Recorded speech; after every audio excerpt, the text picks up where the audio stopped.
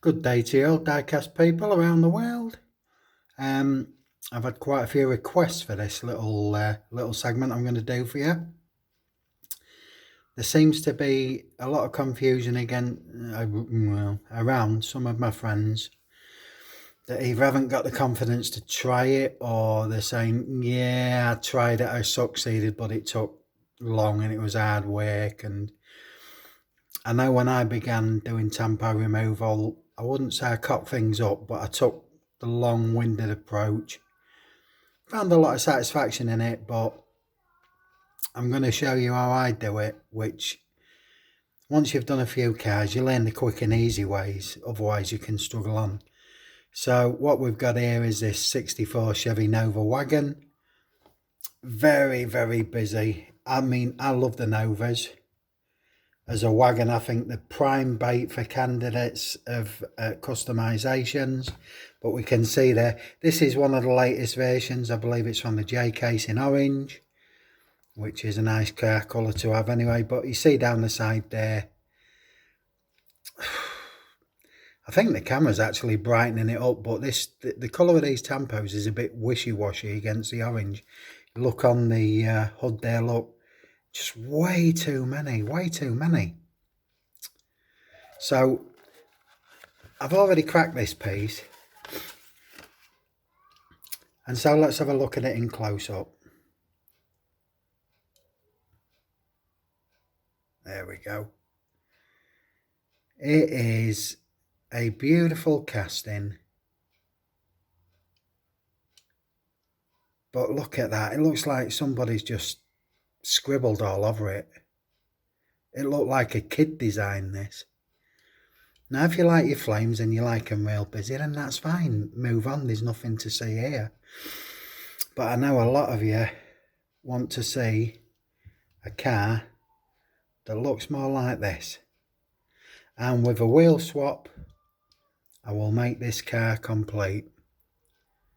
Okay, so we have got some silver trim lines and door handles painted. And believe you me, all of that detail is here. But you just cannot see it. So why would they go to the trouble of putting silver body lines on and door handles if you can't pick them out? It just seems ridiculous. But trust me that these details are already under here. I mean, that's not going to be too hard to customise with a cocktail stick, is it? Nice and gentle. Front end's all chrome and nice. I say I love the Nova wagon. I think it's great.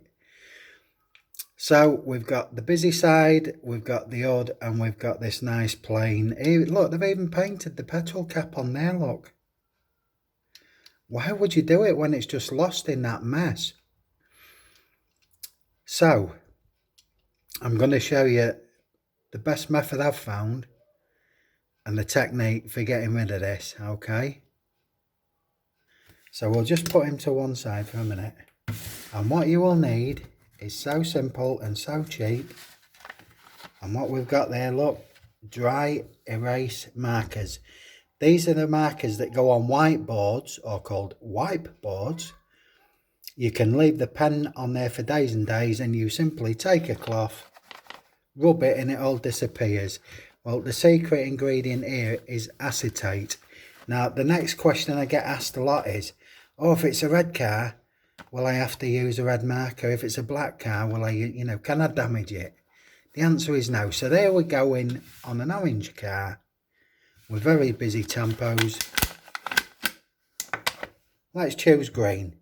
What could be more to the other side than green from orange? Okay, so we've got that selected. It could be jet black. It doesn't matter. Okay.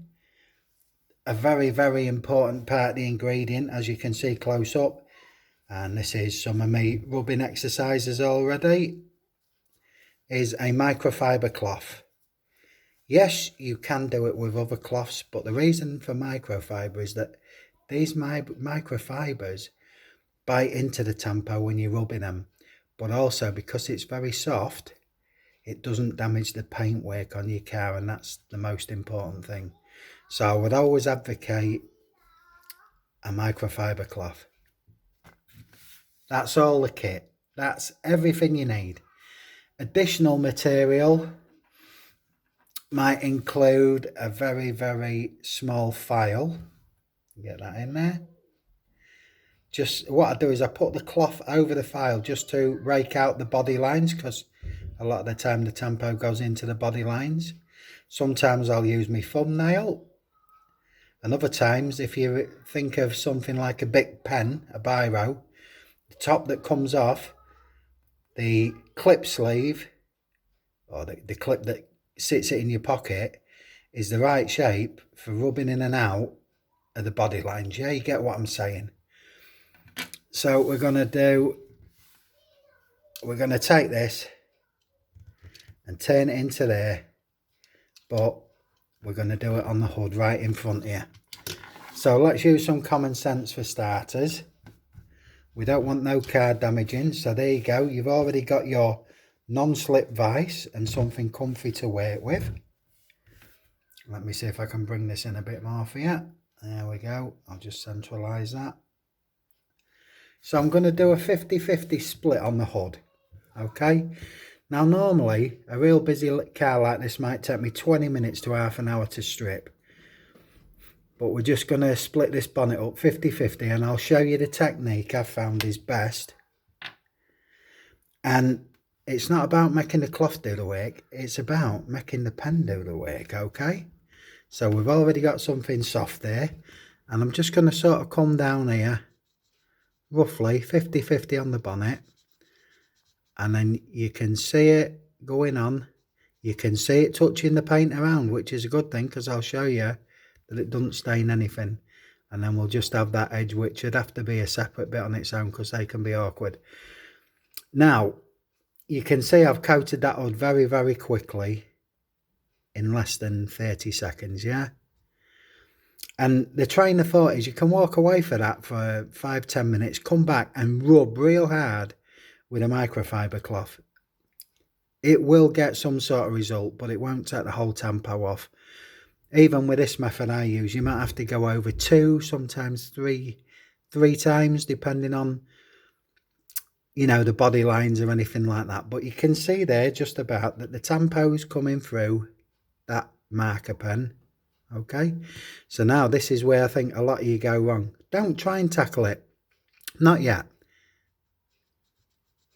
Use the pen. It's got a felt tip there, look, nice, and it's a real big soft felt tip. So you're not going to scratch your paint, you're not going to damage it. But all I'm doing is repeatedly going over it.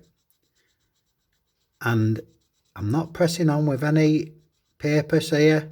I'm letting the pen do the work. I believe the magic is in a very weak acetate. But what I'm listening for and feeling for is a squeak, okay? Now, again, I'm not telling you to try this. Please don't sue me. I am simply showing you the method I like to choose to do this.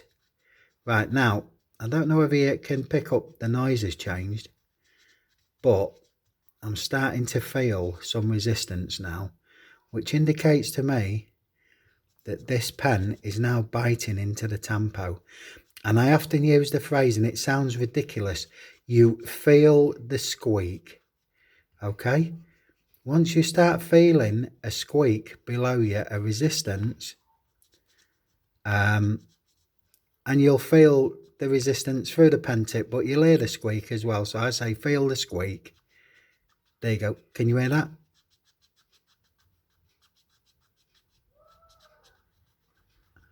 So again, nothing hard. We'll just work a little bit on that front edge.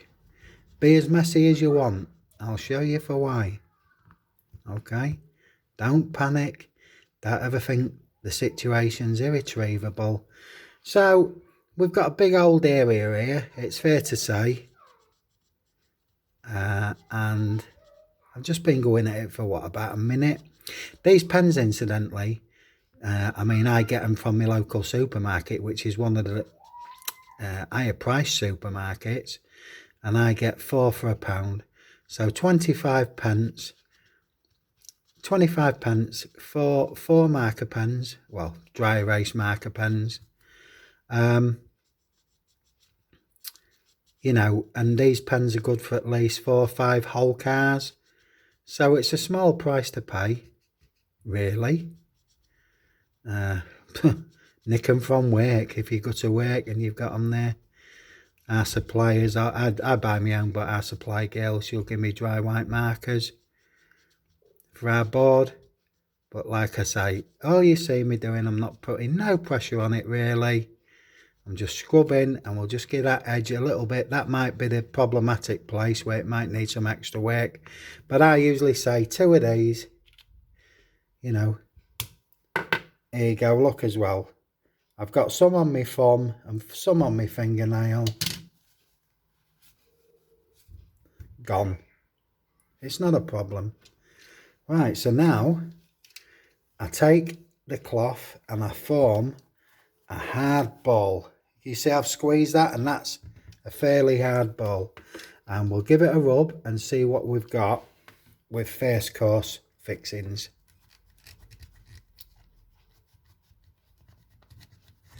Give it a good old scrub with that. This is the one where you can use a bit of pressure.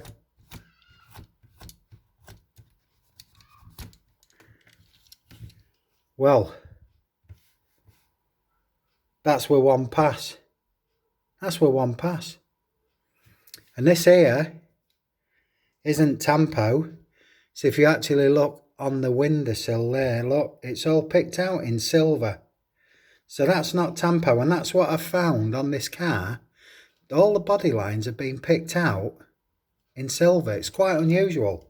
I don't know if it's part of the preparation series or I don't know quite what, but we'll just get that front bumper a wipe over.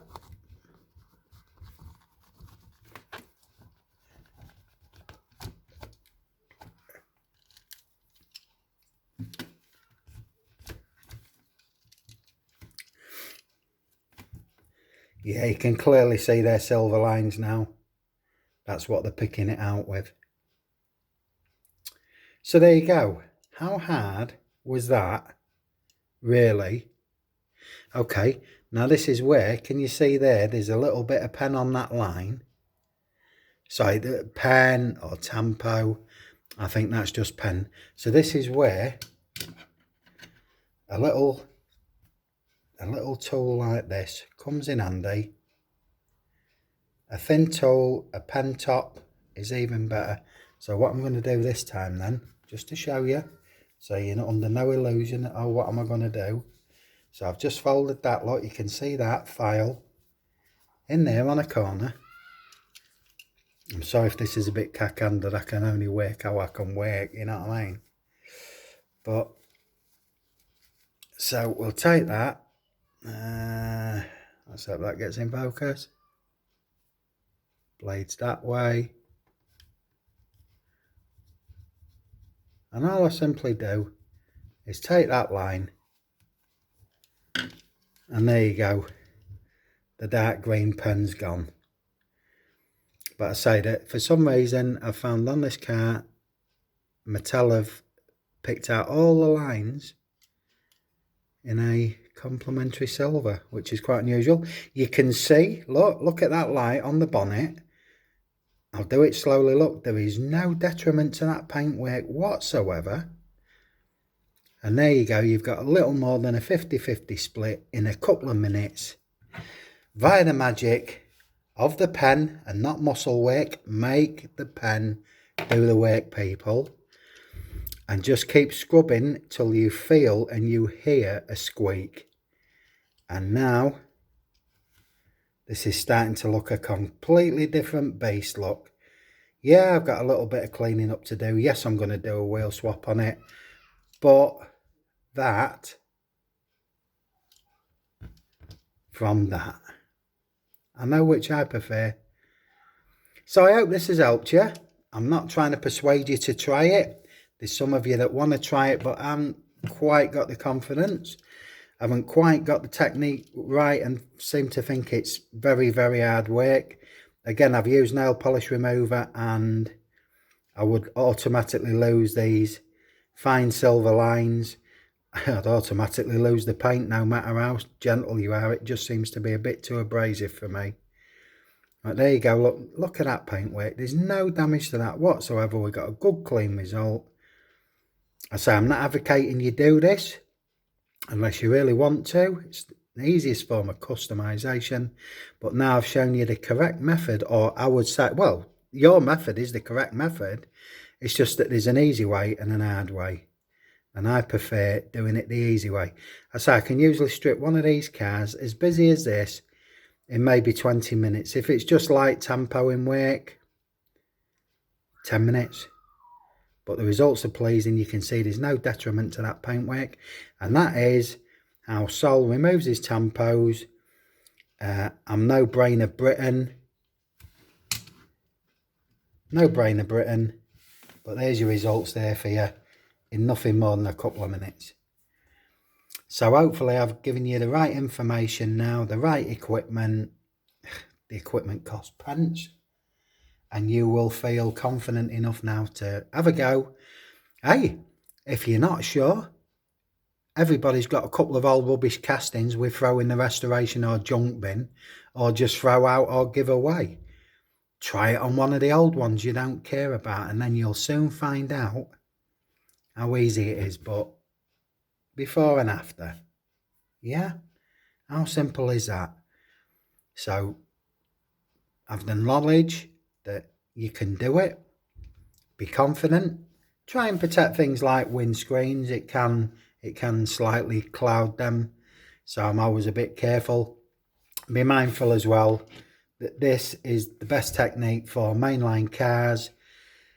As I understand it, it doesn't work on premium cars because the tampoing process is slightly different, and they put lacquer over it as well to assist with that. So I'd never advocate. I'm not saying it wouldn't work. I'm just saying I wouldn't advocate, and most people I know wouldn't advocate trying it on a premium. Why would you want to scrub a premium up? Why did you buy it in the first place? I don't know. But certainly for cheap mainline cars like this, the results have happened right in front of your eyes in a minute. So best of luck with it. I hope that answers a lot of queries and notions in your head. A lot of people have answered me, and I'm happy to bring you how I do it. I'm not telling you to do it, so don't sue me. Don't shoot me. I'm just showing you my method I use, and it works. First time, nearly every time. That happened first time. Sometimes you might have to go over it twice. Christ, I've even done it over 3 times. But you'll get there. And like I say, I've got fully detampoing a full car in 10 minutes. It's a lovely thing to do on a cold winter's night, in front of your lamps, with a nice drop of something hot on the go and a little bit of music, and just relax, chill out, and start turning these beautiful things into gloriously beautiful things. Next thing we'll do a wheel swap for you. We'll do a dry one where you don't have to drill into no castings and take it apart. It's easy enough. Again, like we've shown you with detampoing, 2 items to do it. For wheel swaps, glue, pincers.